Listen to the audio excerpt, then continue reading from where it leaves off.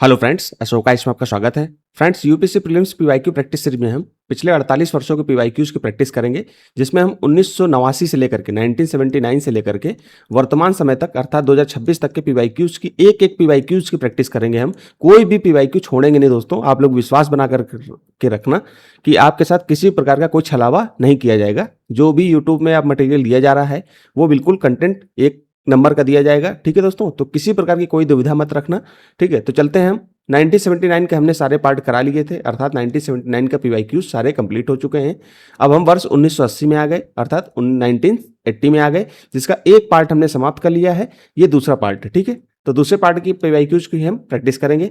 और दोस्तों, जो बच्चे इस सीरीज को देख रहे हैं वो इस सीरीज में कमेंट भी किया करें, क्योंकि ये सवाल ऐसे हैं कि मैं आपसे अपेक्षा रखता हूं पूछने की। और बीच बीच में मैं थीम भी बताता रहूंगा। यहाँ पर इतने पीछे से अगर हम चल रहे हैं तो इसकी थीम भी बताता रहूंगा। इससे संबंधित जो भी प्रश्न वर्तमान में पूछे जाएंगे उनसे संबंधित भी मैं आगाह करता रहूंगा आपको कि यहाँ से यूपीएससी प्रश्न बना सकता है। ठीक है दोस्तों, तो बाकी आपको सीरीज कैसी लग रही है आप मुझे कमेंट में बताइए।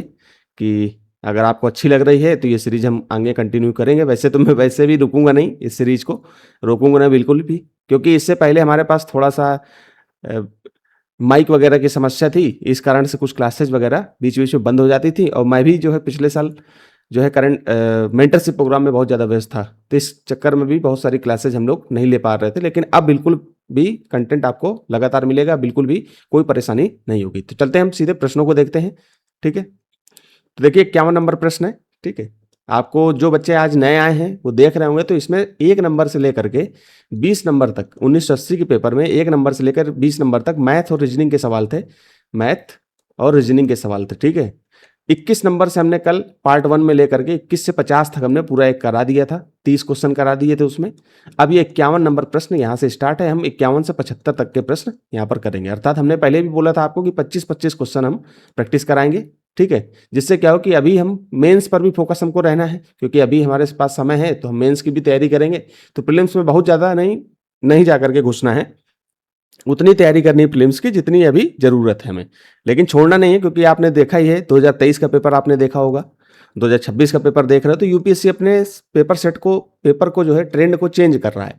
तो इस कारण से हमें प्रैक्टिस की बहुत ज़्यादा ज़रूरत है। अगर हम साल भर प्रैक्टिस नहीं करेंगे तो हमारा पेपर निकलने वाला नहीं है। कुछ बच्चे सोच रहे होंगे कि हम अगले साल मार्च अप्रैल में प्रीलिम्स की तैयारी करेंगे, तो मार्च अप्रैल में तैयारी करने का समय दोस्तों नहीं होता है। ठीक है, उस समय हम टेस्ट सीरीज वगैरह की प्रैक्टिस करेंगे, तो टेस्ट सीरीज उस समय करेंगे। अभी हम लोग केवल पीवाईक्यूज को देखते हैं। तो 1979 से लेकर के वर्तमान समय तक अर्थात 2026 तक के हम पीवाईक्यूज आपको प्रैक्टिस करा देंगे। तो देखिए आपका कितना कुछ तैयार हो जाएगा, देखो, है ना। तो यहाँ तक 2026 तक हम पीवाईक्यूज प्रैक्टिस करा दिए। इसके साथ साथ जैसे ये समाप्त होगा, इसके कुछ दिन बाद हम लोग तुरंत एक टेस्ट सीरीज ऐड कर लेंगे। कोई भी टेस्ट सीरीज मैं आपको गाइड करता रहूंगा कि ये टेस्ट आपको इतने नंबर का टेस्ट आपको लगाना है। तो मैं गाइड करता रहूंगा कि एक टेस्ट ले लिया किसी भी कोचिंग का, अच्छी बेहतरीन कोचिंग का टेस्ट ले लेंगे, और उस टेस्ट सीरीज को मैं गाइड करूंगा कि आपको टेस्ट नंबर 1 लगाना है, फिर 2 लगाना है, फिर मैं बताऊंगा कि नहीं इसमें इसके बाद 9 नंबर लगाना है, बीच के छोड़ देना है। इस तरह से मैं गाइड करता रहूंगा कि कैसे क्यों छोड़ना है, कि ये सब कारण उसी समय बताऊंगा। तो इसलिए आपकी तैयारी आपके पास लगभग टेस्ट सीरीज मिला करके आपके पास लगभग 9000 क्वेश्चन, 10,000 क्वेश्चनों की प्रैक्टिस हो जाएगी। 10,000 क्वेश्चन आप प्रैक्टिस कर लोगे तो कौन रोक सकता है आपका प्रीलिम्स, ये बताइए। तो यहाँ पर इसीलिए जो है जिन बच्चों का हिंदी माध्यम में प्रीलिम्स रुक रहा है वो इस सीरीज को जरूर फॉलो करें, उसको बहुत ज्यादा फायदा मिलने वाला है दोस्तों। ठीक है दोस्तों, तो चलते हैं हम सीधे 51 नंबर क्वेश्चन पढ़िए आप। यहाँ का कह रहा है, कौन सा राजवंश उत्कृष्ट ग्राम प्रशासन के लिए प्रसिद्ध था? ए पांड्य, बी पल्लव, सी चोल और डी चालुक्य। अब आपको बताना है कि इसका आंसर क्या होगा। जल्दी बताइए इसका आंसर क्या होगा। इसका आंसर होगा आपका सी चोल प्रशासन। इसके बारे में हम पढ़ भी लेते हैं चल के। अब आपको देखो यहाँ पर मैं आपको ये नहीं बताऊंगा कि जो है अलग से आप क्या तैयारी करें, आप समझ जाइए यहाँ पर कि आपको क्या यहाँ पर बताने वाला। हालांकि मैं बता ही देता हूँ कि जैसे पांड्य हैं, पल्लव हैं, चोल हैं, चालुक्य, इनको अलग से तैयारी करो जाकर के। इनकी एनसीईआरटी में भी दिया हुआ, आप 7th क्लास की एनसीईआरटी आपको डेली टारगेट में बताई गई होगी। तो वहाँ पर इन राजाओं का जो है, इन राजवंशों का जो है वहाँ पर जिक्र किया गया है, लेकिन वहाँ पर बहुत थोड़ा ही जिक्र किया गया है। आप एनसीईआरटी ओल्ड एनसीईआरटी 11th और 12th की वहाँ पर ले सकते हो। 11th-12th की एनसीईआरटी में इनका बहुत अच्छे से जिक्र किया गया, तो वहाँ से आप इसकी तैयारी करिए दोस्तों। तो बिल्कुल भी मत छोड़ना। अभी से मैं बताता जा रहा हूँ आपको, इनकी तैयारी करते चले जाना है। जैसे पांड्य की तैयारी, चेर चोल पांड्य दक्षिण में जो थे उनकी तैयारी कर लीजिए, पल्लव वंश की तैयारी कर लीजिए, चोल वंश की तैयारी कर लीजिए, चालुक्य वंश की तैयारी कर लीजिए, इसी साथ साथ विजयनगर साम्राज्य की भी तैयारी कर लीजिए। इस तरह से जो आप तैयारी करोगे तो आप अभी से जब पढ़ते रहोगे तो आपका क्या छूटेगा, कुछ नहीं छूटेगा। छूटेगा, सब कवर होता जाए। जैसे ही 2026 तक का पेपर आप लगाओगे ना, तो आपके सारे सब कुछ डाउट्स सारे कंप्लीट हो जाएंगे, आपकी सारी थीम आपको पकड़ में आ जाएगी, आप यूपीएससी के पेपर के पीवाईक्यू के ट्रेंड को भी समझते चले जाओगे, तो प्रीलिम्स आपका रुकेगा ही नहीं दोस्तों। इसी तरह मेंस का भी करेंगे, मेंस एक नज़र आपका चल ही रहा है, एक नज़र हमने करा ही दिया है, आपको करा ही रहे हैं, ठीक है। इसके साथ साथ पीवाईक्यू प्रैक्टिस भी करा रहे हैं, पीवाईक्यू भी प्रैक्टिस कराएंगे, कल से आपको प्रश्न भी मिलने लगेंगे, ठीक है दोस्तों। तो इस तरह से जो है ये सीरीज रुकेंगे नहीं, इसको जो है बेहतरीन तरीके से करेंगे। तो इसका आंसर हम पढ़ लेते हैं, चोल काल है, चोल वंश से, ठीक है, इसके बारे में पढ़ते हैं। सी ही आंसर है इसका। ग्राम प्रशासन, चोल राजवंश अपने कुशल और स्वायत्त ग्राम प्रशासन के लिए इतिहास में सबसे प्रसिद्ध है, ठीक है। आपको पता ही है चोल वंश काफी महत्वपूर्ण जो है वंश था, ठीक है। इससे संबंधित कल भी प्रश्न कराए थे, ठीक है। उत्तर मेरूर शिलालेख में प्रांतक चोल प्रथम के उत्तर मेरूर शिलालेखों से चोलों की ग्राम सभाओं उर और सभा अर्थात महासभा के कामकाज और उनके चुनाव तौर तरीकों की विस्तृत जानकारी हमें मिलती है, ठीक है दोस्तों। तो यहाँ पर देखिए, तो यहाँ पर हम लोग बहुत ज़्यादा डिटेल में नहीं पढ़ रहे हैं, यहाँ पर आपको थोड़ी सी जानकारी मिल रही है, लेकिन यहाँ पर आपको ये एक चीज़ पकड़ में आती है कि हमको अलग से भी तैयारी करनी है। तो होमवर्क आपको करते रहना दोस्तों, क्योंकि जब तक आप होमवर्क नहीं करोगे तब तक आपको जो है यहाँ से कुछ सीखने को नहीं मिलेगा। प्रैक्टिस तो आप कर लोगे, प्रैक्टिस करने के बाद ऐसे प्रश्न सेम टू सेम थोड़ी आ जाएंगे, लेकिन आप यहाँ से थीम पकड़ लिए कि नहीं जो है इस तरह का प्रश्न यूपीएससी पूछ लेता है। अभी मैं बताऊंगा कि वर्तमान में कैसे प्रश्न बनेंगे। अभी जैसे सारनाथ के बारे में प्रश्न आया था, ठीक है। अब आपको पता है कि 45वां विश्व धरोहर स्थल यूनेस्को ने घोषित कर दिया सारनाथ को। अब यूपीएससी फिर रिपीट करेगा, तो यूपीएससी करेगा क्या? अभी तक के प्रश्नों को देख करके हमें यह पता चल गया है कि यूपीएससी करेगा क्या। यूपीएससी अपने पिछले पीवाईक्यूज को देखेगा और पिछले पीवाईक्यू में वो यहां से उठा लेगा 1979 से, और देखेगा कि इससे संबंधित हमने प्रश्न पहले पूछा है। जब पूछा है तो उसी को घुमा करके प्रश्न और कथन कारण में बना के रख देगा, या वर्तमान के 2026 के पैटर्न में रख देगा। तो आपको प्रश्नों को देखना है दोस्तों, प्रश्न को देखना मत छोड़ना, नहीं तो फिर बहुत ज्यादा पछताओगे आप, ठीक है। मैं बार बार इस चीज को आगाह करता जा रहा हूं। जो बच्चे करेंगे, कुछ बच्चे ऐसे नहीं है कि सब नहीं करते हैं, कुछ बच्चे ऐसे हैं जो वाकई में तैयारी कर रहे हैं अच्छे से, तो उनको जो है इसका लाभ जरूर मिलने वाला है, ठीक है दोस्तों। तो चलते हैं आगे। बाकी सारे बच्चे ही अच्छे हैं, मेहनत करते हैं, हिंदी माध्यम के हैं, बस ये है कि उनको सही दिशा से अगर गाइडेंस मिल जाए तो वाकई में वो टॉप करेंगे, ठीक है। अजंता गुफाओं का निर्माण किस काल में हुआ? ए गुप्त काल में, बी कुषाण काल में, सी मौर्य काल में और डी चालुक्य काल में। अब आपको इसका आंसर बताना है, जल्दी बताइए इसका आंसर क्या होगा। आप लोग आंसर नहीं बताते हैं, इसका आंसर होगा आपका ए गुप्त काल में, ठीक है। चलते हैं इसके बारे में पढ़ लेते हैं। गुप्त काल ही आंसर है। अजंता की गुफाओं का निर्माण मुख्य रूप से 2 चरणों में हुआ था। पहला सातवाहन काल में, दूसरा वाकाटक या गुप्त काल में, और गुप्त काल में मतलब लगभग 5वीं और 6वीं ईस्वी के आसपास हुआ था। दिए गए विकल्पों में गुप्त काल ही सही उत्तर है, आपने देख लिया है। विकल्प में ये सब नहीं दिया गया है, वाकाटक और अन्य नाम, ठीक है। सातवाहन काल का नहीं जिक्र किया गया, इसमें गुप्त काल दिया है, इसलिए गुप्त काल इसका आंसर होगा। विशेषता क्या है? ये गुफाएं बौद्ध धर्म जिसमें हीनयान और महायान शाखाओं से संबंधित हैं और उनकी और अपनी उत्कृष्ट चित्रकारी व मूर्तिकला के लिए दुनिया भर में प्रसिद्ध है, ठीक है दोस्तों। तो इस तरह से आपको देखना है इसका आंसर। आगे चलते हैं हम। अब क्या कह रहा है? सिंधु घाटी के लोगों का निम्नलिखित लोगों से संपर्क था। सिर्फ सिंधु घाटी के जो लोग थे उनका निम्नलिखित लोगों से किन लोगों से संपर्क था? ए मिस्रवासी से, बी सुमेरियन से, सी चीनी से और डी मेसोपोटामियाई से। तो किससे संबंध था? आपको पता ही होगा, इसका आंसर बताइए जल्दी से। इसका आंसर होगा आपका बी सुमेरियन से। पढ़ लेते हैं हम इसके बारे में। सुमेरियन ही इसका आंसर है। व्यापारिक संबंध, पुरातात्विक और ऐतिहासिक साक्ष्यों जैसे सिंधु घाटी की मोहरों से यह पुष्टि होती है कि हड़प्पा सभ्यता के लोगों के प्राचीन मेसोपोटामिया के सुमेरियन लोगों के साथ सीधे व्यापारिक और सांस्कृतिक संबंध थे, ठीक है। मेसोपोटामियाई संदर्भ, सुमेरियन सभ्यता वास्तव में प्राचीन मेसोपोटामिया का हिस्सा थी। ऐतिहासिक परीक्षाओं, इसका तो छोड़ दीजिए, सुमेरियन को ही माना गया है। मेलुआ के बारे में भी देख लेते हैं। सुमेरियन या मेसोपोटामिया की प्राचीन लेखों में सिंधु घाटी के क्षेत्र के लिए मेलुआ शब्द का प्रयोग किया जाता है। तो यूपीएससी इसको घुमा के रख देगा कि मेलुआ शब्द से निम्नलिखित पर विचार कीजिए। इतिहास में सीधे सिंपल प्रश्न पूछ लेता है, पीवाईक्यूज को उठा करके ही सीधे प्रश्न बना देता है यूपीएससी। इसलिए मेलुआ के बारे में पूछ सकता है कि मेलुआ क्या है, निम्नलिखित पर विचार कीजिए, ठीक है। तो यहाँ लिखा हुआ सुमेरियन या मेसोपोटामिया के प्राचीन लेखों में सिंधु घाटी क्षेत्र के लिए मेलुआ शब्द का प्रयोग किया जाता था। सिंधु घाटी को मेलुआ क्षेत्र, मेलुआ शब्द से भी डिनोट किया जाता है, किसमें? सुमेरियन या मेसोपोटामिया के प्राचीन लेखों में, ठीक है। तो ये चीज याद रखना, मेलुआ शब्द को याद रखना, ये मेलुआ शब्द पूछ सकता है, क्योंकि आपको पता है वर्तमान के भी आपने 2011 से लेकर 2026 तक के, ये 2025 तक के पेपर आपने देखे होंगे, तो वहां पर इसी तरह की शब्दावलियां यूपीएससी पूछ लेता, रख देता है कोई शब्दावली और पूछ लेगा। ठीक है दोस्तों, तो चलते हैं आगे। अब देखिए यहाँ पर फिर आ गया सारनाथ। अब आपको पता है सारनाथ को 45वां विश्व धरोहर स्थल यूनेस्को ने घोषित किया है, तो आपको इसको याद रखना है, इसके बारे में आपको स्पेशल जाके पढ़ना है। ठीक है, तो ये पढ़ते रहना है दोस्तों, ये एनसीईआरटी में सब दिया हुआ है, ये सब पढ़ोगे, जब बौद्ध धर्म और जैन धर्म पढ़ोगे तो वहां पर इनका जिक्र मिलेगा, तो इनको छोड़ना नहीं है। ठीक है, सारनाथ किस प्रकार भगवान बुद्ध से संबंधित था, ये प्रश्न पहले भी शायद 1979 में पूछा गया है। वह वहां रहता था, मतलब रहते थे, उनका जन्म वहां हुआ था, उन्होंने वहां शासन किया था, बुद्ध के बारे में पूछ रहे हैं। ठीक है, उन्होंने अपना पहला उपदेश वहीं दिया था। अब सीधी सिंपल सी बात है, ये तो बच्चों को पता होगा, इससे पहले हम लोग कर भी चुके हैं, तो पहले क्वेश्चन थोड़े बहुत रिपीट कर जाते थे, अभी भी रिपीट करते हैं। ऐसा नहीं कि आप ये सोच रहे होंगे कि यूपीएससी रिपीट नहीं करता, रिपीट करता है, लेकिन संदर्भ को चेंज करके रिपीट करेगा, पैटर्न चेंज कर देगा, क्वेश्चन का जो पैटर्न होता है उसको चेंज कर देगा, ऑप्शन को घुमा देगा, लेकिन अगर आपने ठीक से पढ़ रखा चीजों को तो आप प्रश्नों को आराम से हल कर लोगे। ठीक है दोस्तों, तो इसका आंसर होगा आपका डी, उन्होंने पहला उपदेश दिया था। ये तो सिंपल है, सबको पता होगा। ठीक है, उन्होंने पहला उपदेश वहीं दिया था, कहां पे, सारनाथ पे। इसको हम धर्म चक्र प्रवर्तन के नाम से भी जानते हैं। ज्ञान प्राप्ति के बाद भगवान बुद्ध ने वाराणसी के पास स्थित सारनाथ, जिसे ऋषि पत्तन भी कहते हैं, में अपने पहले 5 शिष्यों पंचवर्गीय भिक्षुओं को उपदेश दिया था। बौद्ध इतिहास में इस घटना को धर्म चक्र प्रवर्तन कहा जाता है। ठीक है, अन्य महत्वपूर्ण स्थल लुम्बिनी बुद्ध का जन्म स्थान है। ठीक है, बोध गया यहाँ, जहां उन्हें ज्ञान, जिसे हम निर्माण कहते हैं, प्राप्त हुआ था, और कुशीनगर जहां उनका महापरिनिर्वाण, देहावसान हुआ था। ये क्वेश्चन घुमा के पूछ सकता है, डायरेक्ट प्रश्न में रख देगा, कथन में रख देगा, पूरा रख देगा। यूपीएससी के कथन है कि लुम्बिनी में बुद्ध का जन्म हुआ था, बुद्ध के विषय में ऐसे लिखेगा, बुद्ध के विषय में निम्नलिखित कथनों पर विचार कीजिए। मान लो सारनाथ 45वां विश्व धरोहर स्थल घोषित किया गया, तो डायरेक्ट विश्व धरोहर स्थल नहीं पूछेगा, स्टेट पीसेज में तो पूछ लिया जाएगा कि सारनाथ को कौन सा विश्व धरोहर स्थल घोषित किया गया, कौन से नंबर का, या किस तरीके से, यूपीएससी घुमा के स्टेट पीसेज पूछ लेगा। लेकिन यूपीएससी क्या करेगा कि सीधे संदर्भ को नहीं लेगा, सीधे क्वेश्चन करंट अफेयर से नहीं उठाएगा, वो पीछे चला जाएगा बैकग्राउंड में और पूछेगा बुद्ध के विषय में निम्नलिखित कथनों पर विचार कीजिए। तो ये सारे कथन लिख देगा, यहां से यहां तक के, ये भी लिख देगा सारनाथ को लिख करके, सारनाथ में उन्होंने पहला उपदेश दिया। फिर नीचे लिखेगा कथन 1 2 3 4 सही है, 2 3 सही है, इस तरह से लिखेगा, घुमा देगा।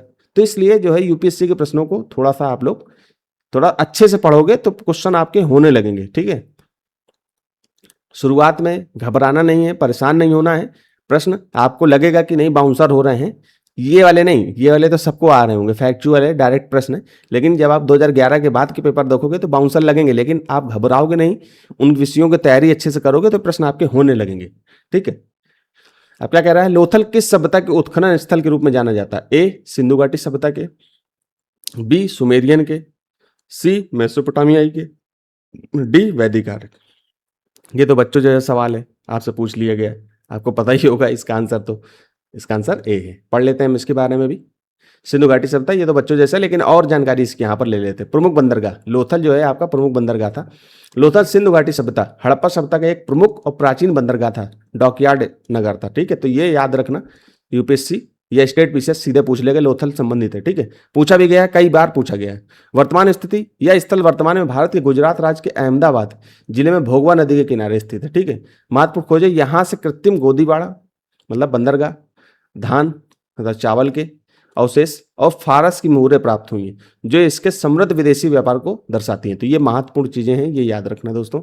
ठीक है, यहाँ से यहाँ तक की डिटेल बढ़िया। ये सब चीजें जो है दोस्तों आपको मिलेंगी नहीं कहीं पर, हिंदी माध्यम में तो कहीं नहीं मिलेंगी। इंग्लिश मीडियम की टक्कर देने के लिए हम ये चैनल स्टार्ट किए कि इंग्लिश मीडियम को हम टक्कर देंगे, बस आप लोगों का साथ चाहिए। ठीक है, फिर आगे पढ़ते हैं। भारत सरकार अधिनियम 1919 द्वारा परिकल्पित द्विशासन ने निम्नलिखित में से किस सिद्धांत को प्रतिपादित किया?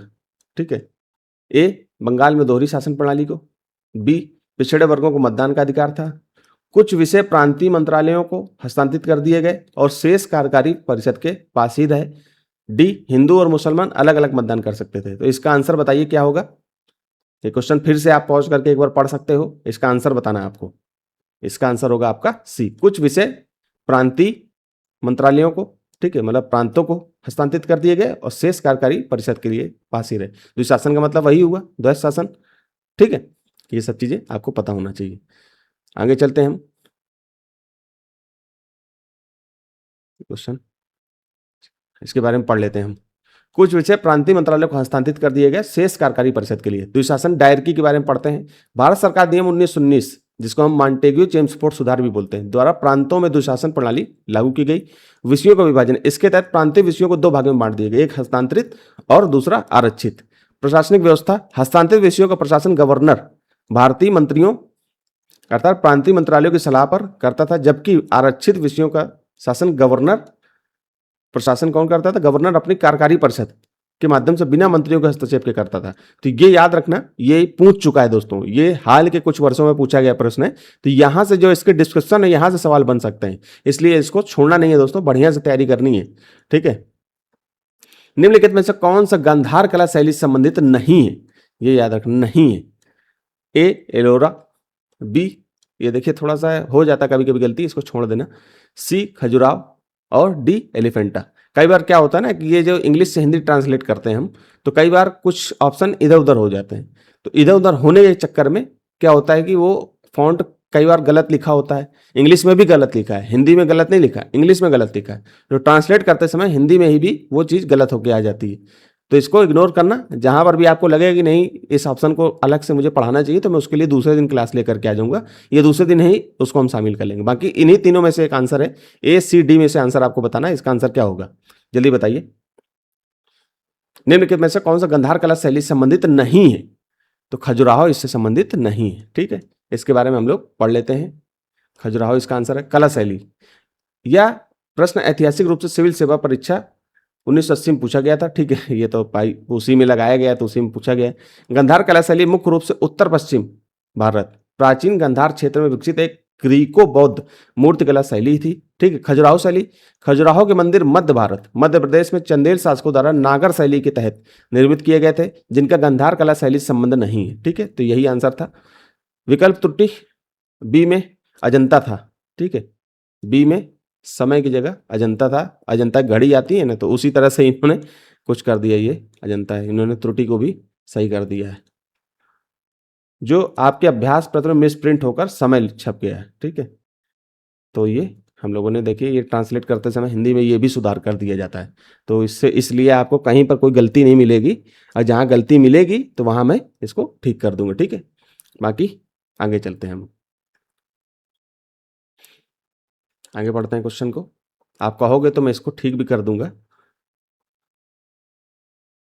आप कहिए तो मैं इसको ठीक ही कर देता हूं।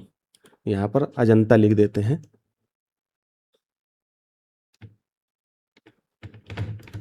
ठीक है, अब आपको दिक्कत नहीं होगी। सेव भी कर देते हैं इसको। ठीक है, सेव हो गया। आगे पढ़ते हैं। ठीक है, क्या कह रहा है?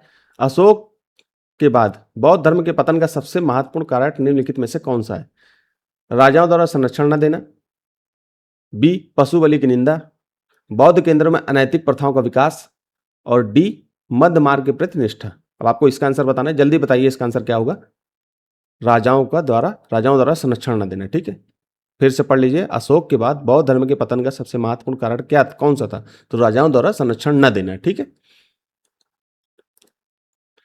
यही आंसर है। ठीक, बाकी पढ़ लेते हैं। शाही संरक्षण की कमी, सम्राट अशोक, कनिष्क और हर्षवर्धन के बाद आने वाले शासकों ने बौद्ध धर्म को वैसा राजकीय संरक्षण नहीं दिया जैसा कि अशोक, कनिष्क और हर्षवर्धन के काल में मिलता था। ठीक है, ब्राह्मण धर्म का पुनरुत्थान, उत्तर मौर्य और गुप्त काल के दौरान भारतीय राजवंशों ने पुनः हिंदू ब्राह्मण धर्म और उनकी परंपराओं को प्राथमिकता देना शुरू किया। ठीक है, संस्थाओं का कमजोर होना, राजाओं ने दान और वित्तीय सहायता, राजकीय संरक्षण न मिलने के कारण धीरे धीरे बौद्ध विहार और मठ कमजोर होते चले गए। ठीक है, तो ये चीजें आपको याद रखनी है।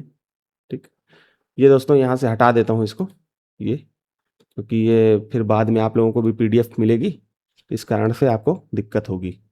ठीक है, सेव भी कर देता हूँ इसको, बाकी आगे चलते हैं हम। पीडीएफ मिलेगी ना दोस्तों, तो इसलिए कभी कभी क्या होगा कि आप लोग फिर भ्रमित ना हो, इसलिए थोड़ी सी त्रुटियां जो हो जाती हैं तो उसको हम यहीं पर ठीक कर देते हैं। बाकी बाद में भी इसलिए मैंने अभी ठीक कर दिया क्योंकि अगर बाद में याद ना रहा तो फिर आपको परेशानी होगी। पढ़ते हैं 59 नंबर क्वेश्चन। अकबर की भू राजस्व प्रणाली की सबसे महत्वपूर्ण विशेषता क्या नहीं थी? भूमि राजस्व का संग्रह, वस्तु या नगद के रूप में, भूमि के सटीक मापन के आधार पर भू राजस्व का संग्रह, केंद्रीय कोषागार में सीधे भू राजस्व का संग्रह, दरों का निर्धारण। अब आप इसका आंसर बताइए। कमेंट बॉक्स में आप लोग आंसर नहीं बताते दोस्तों, थोड़ा सा आंसर बताओगे तो हमारे तरफ से भी दो मतलब डायलॉग होने लगेगा, मतलब आपकी तरफ से भी आंसर आने लगेगा, इधर से मैं बता रहा हूँ, तो इस तरह से थोड़ा सा संवाद होगा तो अच्छा लगेगा। तो आप लोग कमेंट में भी थोड़ा सा आंसर आप लोग बताते रहिएगा, ठीक है। इसका आंसर बताइए जल्दी से मुझे। इसका आंसर होगा आपका सी, केंद्रीय कोषागार में सीधे भू राजस्व का संग्रह। ठीक है, पढ़ लेते हैं हम इसके बारे में। केंद्रीय कोषागार में सीधे राजस्व का संग्रह, भू राजस्व का संग्रह। दहसाला प्रणाली, जब्त सिस्टम क्या था? अकबर के शासनकाल में राजा टोडरमल द्वारा दहसाला या जब्ती प्रणाली नामक एक व्यवस्थित भू राजस्व व्यवस्था शुरू की गई थी। ये 7th क्लास के एनसीईआरटी में थी दोस्तों, ये मैंने कल ही पढ़ा था। जब आपको एनसीईआरटी का वो दिया जा रहा था तभी मैंने उसको उठाया और देखा तो ये सब लिखा हुआ है, वहीं से पूछा गया है। ठीक है, संग्रह का माध्यम, भू राजस्व का संग्रह सीधे केंद्रीय कोषागार सेंट्रल ट्रेजरी में नहीं होता था। इसके लिए साम्राज्य में जागीरदारी व्यवस्था और स्थानीय राजस्व अधिकारी जैसे आमील, करोरी और जमींदार नियुक्त थे जो किसानों से कर वसूलते थे। ठीक है, अन्य विशेषताएं क्या थी? भूमि का सटीक मापन बांस की जरीब द्वारा किया जाता था। दरों का निर्धारण पिछले 10 वर्षों के औसत उत्पादन और मूल्यों के आधार पर तय होता था। कर का भुगतान किसानों की सुविधा के अनुसार वस्तु या अनाज या नगद दोनों रूपों में अनिवार्य था, मतलब स्वीकार्य था। हालांकि नगद को अधिक प्राथमिकता दी जाती थी। ठीक है, ये सब पढ़ना। आगे पढ़ते हैं हम। द्वितीय विश्व युद्ध के दौरान भारतीय राष्ट्रीय कांग्रेस के बारे में क्या सत्य है, ये आपको बताना है। ठीक है, इसने अंग्रेजों के साथ सहयोग की मांग की कि केंद्र में एक प्रांतीय राष्ट्रीय सरकार की स्थापना की जाए। बी, इसने भारत से अंग्रेजों को बेदखल करने के लिए भारतीय राष्ट्रीय सेना को पूर्ण समर्थन दिया। इसने सहयोगी राष्ट्रों को पूर्ण समर्थन देने का निर्णय लिया। इसने मित्र राष्ट्रों की पराजय में योगदान दिया। अब आपको इसका आंसर बताना है, जल्दी इसका आंसर बताइए क्या होगा। ए ही इसका आंसर है। इसने अंग्रेजों के साथ सहयोग की मांग की कि केंद्र में एक प्रांतीय राष्ट्रीय सरकार की स्थापना की जाए। ठीक है, तो इसके बारे में हम लोग पढ़ लेते हैं आगे। ए ही इसका आंसर है। बाकी यहाँ पर शर्तें सहित सहयोग क्या था? द्वितीय विश्व युद्ध 1939 से 45 के दौरान भारतीय राष्ट्रीय कांग्रेस का रुख यह था कि यदि ब्रिटिश सरकार केंद्र में एक वास्तविक राष्ट्रीय या अंतरिम सरकार की स्थापना करती है और युद्ध के बाद भारत की पूर्ण स्वतंत्रता की गारंटी देती है तो कांग्रेस युद्ध प्रयासों में अंग्रेजों का सहयोग करने के लिए तैयार है। ठीक, यही बात की गई थी। विरोध में इस्तीफा, जब ब्रिटिश वायसराय लॉर्ड लिनलिथगो ने भारतीय नेताओं की सहमति के बिना ही एक तरफा रूप से भारत को युद्ध में शामिल कर लिया, तो इसके विरोध में अक्टूबर 1939 में विभिन्न प्रांतों के सभी कांग्रेस मंत्रिमंडलों ने सामूहिक इस्तीफा दे दिया था। ठीक है, आगे पढ़ लेते हैं। अन्य विकल्प क्यों गलत है? अन्य विकल्प जो इसके हैं क्यों गलत है, इसके बारे में भी दिया हुआ है। कांग्रेस ने द्वितीय विश्व युद्ध के दौरान मित्र राष्ट्रों का बिना शर्त समर्थन नहीं किया। विकल्प सी डी इस तरह से गलत हो जाएगा आपका। सी डी ये है। इनके सहयोगी राष्ट्रों को पूर्ण समर्थन देने का निर्णय तो इस तरह से एलिमिनेट कर रहा है, मतलब बता रहा है आपको एलिमिनेट करने के लिए। इसने मित्र राष्ट्रों के पराजय में योगदान दिया, ये भी गलत हो जाएगा। अब आपको ए बी में से आंसर निकालना है, तो आपने ए आंसर तो वैसे ही बता दिया है। बाकी शुरू में सुभाष चंद्र बोस की भारतीय राष्ट्रीय सेना जो है कि सैन्य रणनीतियों से कांग्रेस का आधिकारिक नेतृत्व पूरी तरह समाप्त नहीं था, तो बी विकल्प भी गलत हो जाएगा। ठीक है, आगे चलते हैं हम। ईरान के नए राष्ट्रपति कौन है? उस समय का प्रश्न है, तो इसका आंसर आप नहीं भी जानो, इस तरह का प्रश्न पूछा भी नहीं जाता है। ये तो जनरल नॉलेज में आ जाता है कि आपको पता होना चाहिए। इस समय जैसे ईरान को लेकर के काफ़ी चर्चा चल रही है, तो इस तरह आपको थोड़ी सी जानकारी होनी चाहिए। यूपीएससी घुमा के पूछ सकता है इस तरह का प्रश्न, क्योंकि पूछा हुआ है। तो इस तरह से जैसे आप देख रहे हो वर्तमान में क्या परिदृश्य चल रहा है, इस तरह से यूपीएससी घुमा कर कुछ पूछ सकता है। हालांकि डायरेक्ट पूछेगा नहीं, स्टेट बीसीएस पूछ सकता है, लेकिन यूपीएससी नहीं पूछेगा। बाकी इसके बारे में आपको पता हो तो बताइए। रॉबर्ट मुगाबे, शरीफ अब्दुल हामिद सराफ, अबोल लहसन बानी सदर, बाबरक करमल। अब आपको इनमें से आंसर बताना है। अगर किसी को पता हो तो ठीक है, नहीं पता है तो कोई दिक्कत नहीं है। इसका सी आंसर होगा अबोल हसन बानी सदर। इसके बारे में, अब इसके बारे में देखिए, उस समय करंट अफेयर है तो बहुत ज़्यादा इसके बारे में पढ़ने की जरूरत नहीं है। ठीक है, आगे चलते हैं हम। निम्नलिखित में से कौन सा 1980 के गणतंत्र दिवस समारोह मुख्य अतिथि थे? ये भी जानने की जरूरत नहीं है, ये भी छोड़ सकते हो। ठीक है, फिर भी जिसको पता हो बता दीजिए। ए वैलेरी गिस्कार्ड डीस्टिंग, लियोनेद ब्रेजनेव, सी जिमी कार्टर, ये तो पता ही होगा कौन थे उस समय, और जे आर जयवर्धने। ठीक है, तो ये क्वेश्चन है, इसका आंसर क्या होगा जल्दी बताइए। इसका आंसर होगा आपका ए वैलेरी गिस्कार्ड डीस्टिंग। अब ये जानने की पढ़ने की जरूरत नहीं है, क्योंकि ये सब उस समय का प्रश्न है। ठीक है, तो उस समय करंट अफेयर में पूछ लिए जाते थे। अब इस तरह का प्रश्न पूछा भी नहीं जाता, ये फ्रांस के थे, ठीक है, मुख्य अतिथि के रूप में। तो इस तरह से यूपीएससी कुछ ऐसे कथन बनाने की कोशिश करेगा, लेकिन इस तरह के कथन बनेंगे नहीं, तो इसके चक्कर में ज़्यादा रहना नहीं है। बाकी ये देख लीजिए, 1980 के ओलंपिक खेलों का आयोजन स्थल कौन सा था? ए टोक्यो, बी मैक्सिको, सी मॉस्को और डी एथेंस। अब आपको इसका आंसर अगर पता हो तो बताइए, नहीं तो इसका आंसर मैं ही बता देता हूँ, ये भी नहीं पूछा जाएगा, तो इसका आंसर भी सी होगा। और वर्ष 1980 में भारत रत्न पुरस्कार किसे मिला? ये भी जो है जानने की जरूरत नहीं है आपको, ठीक है। बाकी भारत रत्न पुरस्कार वर्तमान में जिनको मिल रहा है उनके बारे में आपको यहाँ से जानने की जरूरत है कि यूपीएससी पूछ लेता है, इसलिए आपको इसका आंसर पता होना चाहिए, ठीक है। मतलब इसका आंसर भले ना पता हो, लेकिन उस समय जो वर्तमान में जो अभी चल रहा है, तो उस समय जब परीक्षा में जब पूछा जाएगा तब आपको बारे में पता होना चाहिए, क्योंकि भारत रत्न से संबंधित यूपीएससी ने एक बार प्रश्न पूछा हुआ है, कथन थोड़े से चेंज किए थे, बाकी पूछ चुका है। तो बहुत कॉन्सेप्चुअल सवाल पूछा था, किसी को पता भी होगा, देखा होगा जिन्होंने, ठीक है। तो इसको एक बार देख लेते हैं कि 1980 में भारत रत्न पुरस्कार किसे मिला था। ए वीरेंद्र कुमार भट्टाचार्य को, बी मदर टेरेसा को, सी श्रीमती इंदिरा गांधी को और डी जयप्रकाश नारायण को। तो इसका आंसर जिसको पता हो तो बताइए, नहीं तो मैं बता देता हूँ, इसका आंसर मदर टेरेसा है, ठीक है। बाकी इसके बारे में पढ़ लीजिए, ये 63 नंबर क्वेश्चन जो यहाँ पर था, ये क्वेश्चन, इसका आंसर यहाँ दिया हुआ है, आप इसको पॉज करके पढ़ सकते हो, ठीक है। और 64 नंबर का आंसर ये दिया हुआ है, इसके बारे में भी आप पॉज करके पढ़ सकते हो, ठीक है। थोड़ी सी जानकारी आपको मिल जाएगी। बाकी हम आगे चलते हैं। जो फालतू के सवाल हैं, जो उस समय के करंट अफेयर्स थे, उनको छोड़ना है हमको, ठीक है, उनको हम यहाँ पर नहीं पढ़ेंगे। ओलंपिक खेलों में कई बार भाग लेने वाले एक प्रसिद्ध भारतीय खिलाड़ी का हाल ही में निधन हो गया है, उनका नाम किस खेल से जुड़ा था? अब आप ये देखिए, उस समय करंट अफेयर, ये भी हम छोड़ देंगे। ए फुटबॉल, जिसको पता हो वो बता सकता है, अगर किसी ने इस प्रश्न को देखा होगा तो जानता होगा तो बता सकता है। बी हॉकी, सी वॉलीबॉल और डी बास्केटबॉल। हम कोई भी प्रश्न छोड़ नहीं रहे हैं, बस एक बार एक तरीके से पढ़ते चले जा रहे हैं कि हमको ट्रेंड थोड़ा सा पता चलता चला जाए। बाकी इसको नहीं भी पढ़ोगे तो कोई दिक्कत नहीं है, वो हॉकी से थे, ठीक है। इसके बारे में पॉज करके आप पढ़ सकते हो, ठीक है। आगे चलते हैं हम। पाकिस्तान के अब्दस सलाम को उनके अग्रणी कार्य के लिए 1979 का नोबेल पुरस्कार संयुक्त रूप से दिया गया था, किस क्षेत्र में दिया गया था? ये भी आपको जानने की जरूरत नहीं है, ये उस समय करंट अफेयर है। ए भौतिकी के क्षेत्र में, बी चिकित्सा के क्षेत्र में, सी रसायन विज्ञान के क्षेत्र में और डी आपका अर्थशास्त्र के क्षेत्र में। तो इसका आंसर भी आपका ए होगा, भौतिकी क्षेत्र में। नहीं पता है कोई दिक्कत नहीं है, थोड़ा सा आप जानना चाहो तो पढ़ सकते हो, बाकी बहुत ज्यादा अंदर घुसने की जरूरत नहीं है। जो प्रश्न सही नहीं है उनको छोड़ देंगे। ओएनजीसी द्वारा हाल ही में निम्नलिखित में से किस स्थान पर तेल पाया गया? ये भी उस तरह के प्रश्न है, उस समय पूछे जाते थे, ठीक है। तो इसका आंसर भी बताना है, गुनुपुर, बेलोनिया, अंकलेश्वर और कृष्णा गोदावरी बेसिन। इसका आंसर भी बताइए जल्दी से, क्या होगा? इसका आंसर होगा आपका डी, ठीक है। उस समय प्रश्न है, आप इसको पॉज करके देख सकते हो, ठीक है। ये सब उस समय के प्रश्न है, ये दोबारा पूछे नहीं जाएंगे ना, इस तरह का पूछा जाएगा ना, इस तरह का पैटर्न पूछा जाएगा, ठीक है। लेकिन स्टेट पीसीएस में कुछ इस तरह की अगर कोई खबर आती है तो जरूर पूछी जा सकती है, ठीक है।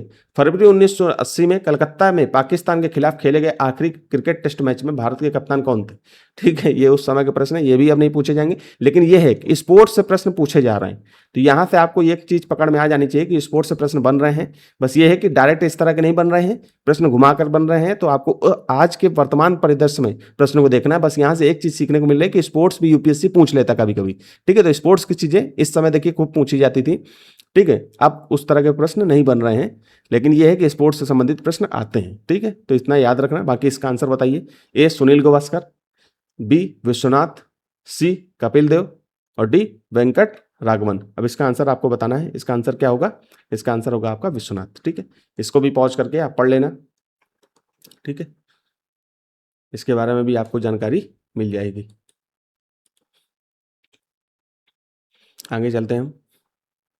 प्रधानमंत्री इंदिरा गांधी ने आंदोलन के नेताओं से बात करने के लिए असम का दौरा किया, ठीक है। कब किया इसके बारे में भी आपको जानने की जरूरत नहीं है। बाकी इसको आप चाहो तो पॉज करके पढ़ सकते हो, यहाँ पर दिया हुआ है, ठीक है, असम मूवमेंट के बारे में, ठीक है। क्योंकि इसका आंसर जानने की क्या जरूरत है, ये सब पूछा नहीं जाएगा अब, ठीक है। बाकी यहाँ पढ़ते हैं। विश्व के एकमात्र हिंदू राज्य कि उस राजा का नाम बताइए जिन्होंने मार्च 1980 में भारत का दौरा किया। ये भी करंट अफेयर का क्वेश्चन है उस समय का, ठीक है। बाकी इसका आंसर आप बताइए क्या होगा? जिग्मे सिंघे वांगचुक, बीरेंद्र वीर विक्रम शाह देव, राव बीरेंद्र सिंह और डी सूर बहादुर थापा। ये नेपाल के बारे में बातचीत चल रही है, तो इसका आंसर होगा आपका जल्दी बताइए क्या आंसर होगा। अगर किसी को पता है तो बताइए, नहीं तो इसका आंसर होगा बी। ठीक है, बाकी इसके बारे में हम पढ़ लेते हैं। यहाँ पर पॉज करके आप पढ़िए इसका आंसर, मैं ही पढ़ देता हूँ। एकमात्र हिंदू राज्य 1980 के दशक में नेपाल आधिकारिक रूप से दुनिया का एकमात्र घोषित हिंदू राज्य हुआ करता था। यह संवैधानिक दर्जा वहाँ 2006 और 7 में राजशाही के अंत और धर्मनिरपेक्ष गणतंत्र बनने तक बना रहा। मतलब 2006 से पहले तक वो हिंदू राष्ट्र बना रहा। भारत का दौरा, नेपाल के तत्कालीन राजा या महाराजा वीरेंद्र वीर विक्रम शाहदेव मार्च 1980 में भारत की आधिकारिक यात्रा पर आए थे, जहां उन्होंने द्विपक्षीय संबंधों को मजबूत करने के लिए नेतृत्व के साथ चर्चा की। ठीक है, तो उस समय का प्रश्न है, लेकिन इस तरह का प्रश्न वर्तमान में भी बन जाते हैं, तो हो सकता है कि कुछ घुमा करके यूपीएससी बना दे, तो यहां से ट्रेंड थोड़ा सा पकड़ सकते हो आप। ठीक है, बाकी आगे चलते हैं हम। 1979 का ज्ञानपीठ पुरस्कार किसे दिया गया था? ए आशापूर्ण देवी को, बी ताराशंकर बनर्जी को, सी वीरेंद्र कुमार भट्टाचार्य जी को, और SH, यहाँ पर SH होगा, SH इसको साहा लिख दिया है, वसायन अज्ञे को। ठीक है, तो इसके बारे में भी आपको पता होना चाहिए। तो ये अगर किसी को पता है तो बताइए। बाकी ज्ञानपीठ पुरस्कार के बारे में आपको पता होना चाहिए, ज्ञानपीठ पुरस्कार किस क्षेत्र में दिया जाता है और क्यों दिया जाता है। ठीक है, बाकी इसका आंसर नहीं भी पता होगा कोई दिक्कत नहीं, लेकिन वर्तमान में अगर कुछ इस तरह की घटना आती तो जरूर प्रश्न बन सकता है। बाकी इसका आंसर जिसको किसी को पता हो तो बताइए, नहीं तो मैं बताता हूँ इसका आंसर क्या होगा। इसका आंसर होगा आपका सी, वीरेंद्र कुमार भट्टाचार्य जी को। ठीक, बाकी इसको पॉज करके पढ़ सकते हो, वीरेंद्र कुमार भट्टाचार्य जी। ठीक है, ऐतिहासिक साहित्यिक गौरव, प्रसिद्ध असमिया लेखक वीरेंद्र कुमार भट्टाचार्य जी को 1979 के प्रतिष्ठित 15वें ज्ञानपीठ पुरस्कार से सम्मानित किया गया। विजेता उपन्यास, उन्होंने यह सर्वोच्च साहित्यिक सम्मान उनके कालजयी असमियाई उपन्यास मृत्युंजय के लिए दिया गया था, जो 1942 के भारत छोड़ो आंदोलन की पृष्ठभूमि पर आधारित है। ठीक है, असम के पहले विजेता डॉक्टर वीरेंद्र कुमार भट्टाचार्य ज्ञानपीठ पुरस्कार प्राप्त करने वाले असमिया भाषा के सबसे पहले साहित्यकार थे। ठीक है, अन्य विकल्प जो SH वात्स्यायन अज्ञे हैं, ये डिकल इनेस, इससे ठीक 1 वर्ष पहले यानी 1978 में उनकी कृति कितनी नामों में कितनी बार के लिए ज्ञानपीठ पुरस्कार मिला था। तो ज्ञानपीठ पुरस्कार के बारे में आपको पढ़ना है, यूपीएससी ऐसे पुरस्कारों को हो सकता है कि पूछ ले। ठीक है, आगे चलते हैं हम।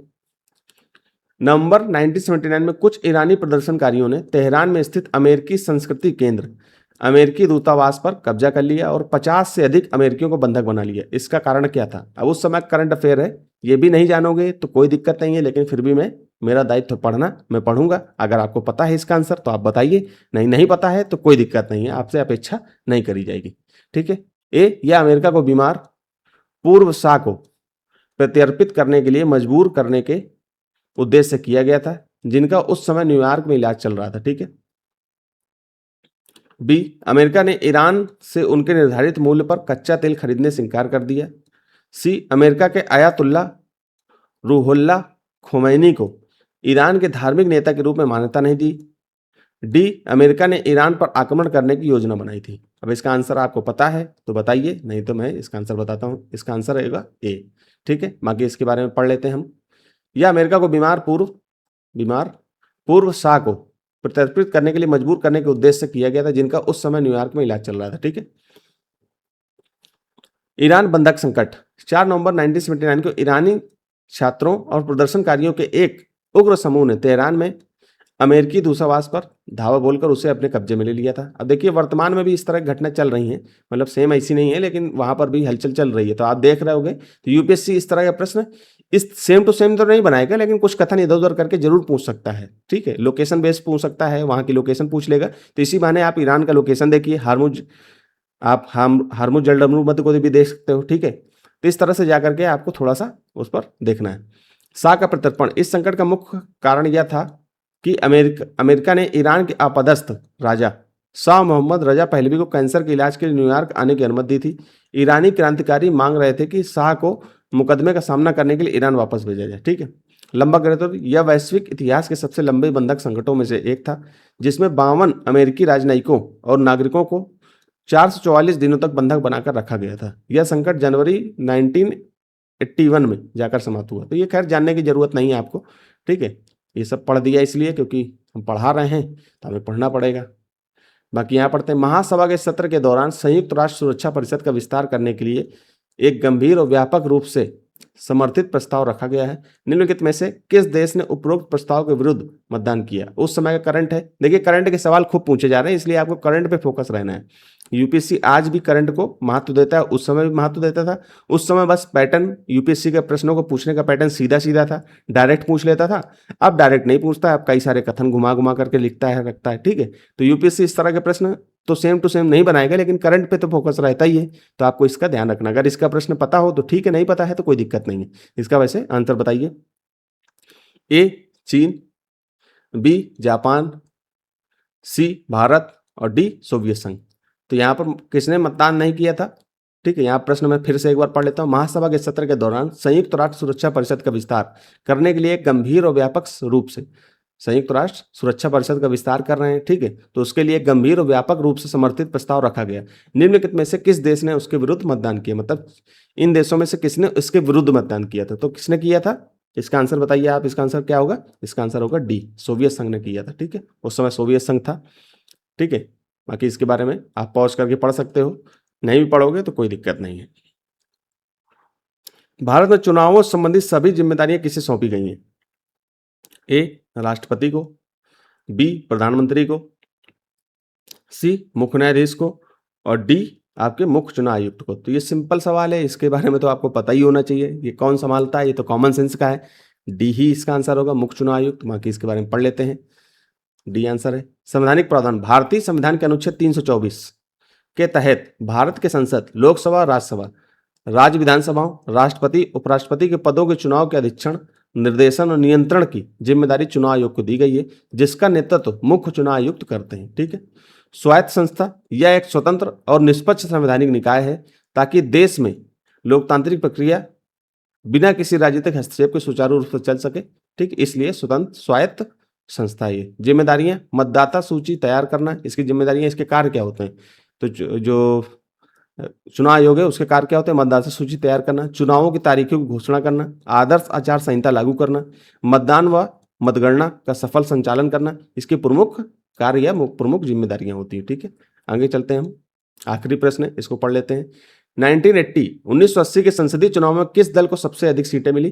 घटते क्रम में बताइए। अब ये देखिए उस समय की घटनाक्रम है 1980 का। जो जीतता था दल उसको पता होता था तो कैसे सीटें मिली, उस समय करंट अफेयर है। लेकिन वर्तमान में किसको कैसे सीटें मिली उसके बारे में आज तुमको जानना है, और किस राज्य में कितनी लोकसभा और कितनी विधानसभा सीटें ये आपको बतानी है। आज ये प्रश्न है आपका, किसी राज्य के बारे में आपको लोकसभा सीट, राज्यसभा सीट, ये स्टेट पीसीएस में पूछ लेता है। यूपीएससी में भी प्रश्न को कथन के रूप में रख के पूछ सकता है। और विधानसभा प्लस जिन राज्यों में विधान परिषद है, अभी हम लोगों ने 1979 में क्वेश्चन किया भी था, तो जहां जहां विधान परिषद है, ठीक है, तो वहां पर भी आपको बताना है कि विधान परिषद की कितनी सीटें हैं। ठीक है, तो ये आपको किसी एक राज्य को उठाना है, वहां पर लोकसभा की सीटें कितनी हैं, राज्यसभा की सीटें कितनी हैं, विधानसभा की कितनी है और विधान परिषद की कितनी है। जिन जिन राज्यों में विधान परिषद है तो 6 राज्यों में है, उन 6 राज्यों का नाम पहले बात आप कमेंट करके मुझे बताइए। ठीक है, क्योंकि इससे पहले हम लोग पढ़ा चुके हैं। ठीक, और बाकी इसके बारे में जो मैंने बताया इस तरह से होमवर्क आपको ये करना है, ये होमवर्क है आपका। ठीक है, होमवर्क करोगे दोस्तों तो आपको फायदा मिलेगा, होमवर्क नहीं करोगे तो आपको फायदा नहीं मिलेगा। बाकी इसका आंसर आपका क्या है आप मुझे बताइए। इसका आंसर होगा ए, कांग्रेस। ठीक, पहले नंबर पर कांग्रेस जिसको सबसे ज्यादा सीटें मिली, फिर लोकदल, फिर सीपीआई-एम को सीटें मिली। ठीक है, यहाँ पढ़ लेते हैं हम, कांग्रेस, लोकदल, सीपीआई-एम। चुनावी परिणाम, 1980 में हुए भारत के 7वें आम चुनावों में इंदिरा गांधी के नेतृत्व वाली भारतीय राष्ट्रीय कांग्रेस, आई के मतलब इंदिरा, ने भारी बहुमत से जीत हासिल की थी। ठीक है, सीटों का घटनाक्रम, घटता क्रम हमको देखना है। कांग्रेस आई, सबसे अधिक सीटें 353 सीटें जीतकर सरकार बनाई थी। फिर लोकदल जिसको हम जनता पार्टी सेकुलर, इसे 41 सीटें प्राप्त हुई। सीपीआई-एम, इसे कुल 37 सीटें मिली। ठीक है, राजनीतिक महत्व, इस चुनाव के परिणाम स्वरूप इंदिरा गांधी पुनः भारतीय प्रधानमंत्री बनी और जनता पार्टी के नेतृत्व वाली पिछले 3 वर्षों के राजनीतिक गठबंधन के दौर का अंत हुआ। ठीक है, तो इस तरह से दोस्तों आपको तैयारी करनी है। बाकी इसके बारे में और जानकारी, आपको किसी प्रकार का कोई जानकारी मिले तो आप मुझे बताइए, अगर कोई प्रकार की कोई समस्या हो तो बताइए। बाकी आपको इसी तरह से सारी चीज़ें मिलती रहेंगी, बस आपको निरंतर तैयारी करनी। ठीक है दोस्तों, तो आप लोगों का साथ चाहिए बढ़िया से तैयारी करने के लिए। ठीक है दोस्तों, तो फिर यहीं तक रखते हैं, धन्यवाद।